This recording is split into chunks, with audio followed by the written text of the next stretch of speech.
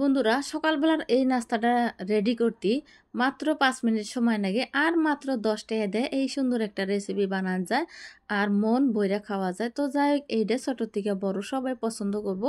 আর এই রেসিপিটা খুবই সহজ, যে কেউ রান্না করা না পারলেও এই রান্নাটা করা পারবো।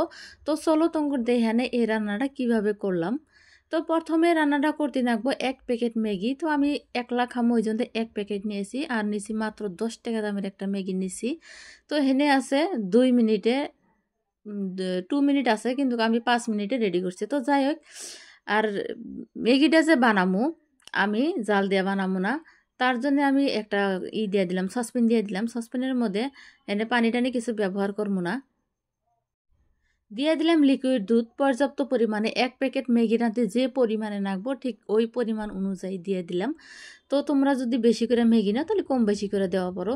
তো কিছুক্ষণ পর দিয়ে দিলাম নুন, স্বাদ মতো নুন, আর সামান্য পরিমাণ নুন দিলে হয়ে যায়, নুন বেশি দিলে স্বাদ লাগে না খাতি।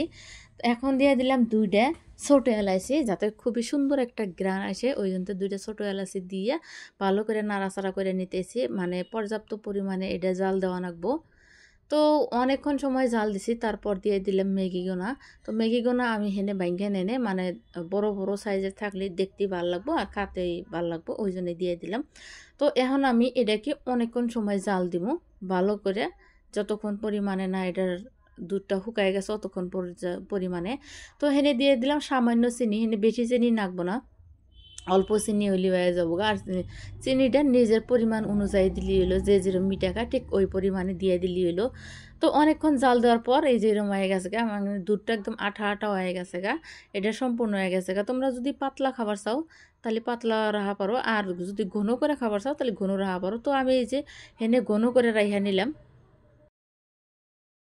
এখন সুন্দর করে একটা কলার পাতা বিছাইছি সুন্দর প্লেটের উপরে, তারপরে এই যে আমি ডাইলা দিলাম, খুবই সুন্দর দেখা গেছে, এটা খাতে কিন্তু খুবই ভালো লাগে। তো যাই হোক ফাইনালি রেডি হয়ে গেছে, তো দেখাইতেছি ঠান্ডা হয়ে গেছে, এখন খাওয়ার পালা। তো বন্ধুরা, আমি যে এই সহজ রেসিপিটা তোমার কাছে পৌঁছাইলাম, তোমার কিরম লাগছে কমেন্ট করে অবশ্যই জানাও। ভিডিওটা ভালো লাগলে লাইক শেয়ার কমেন্ট করে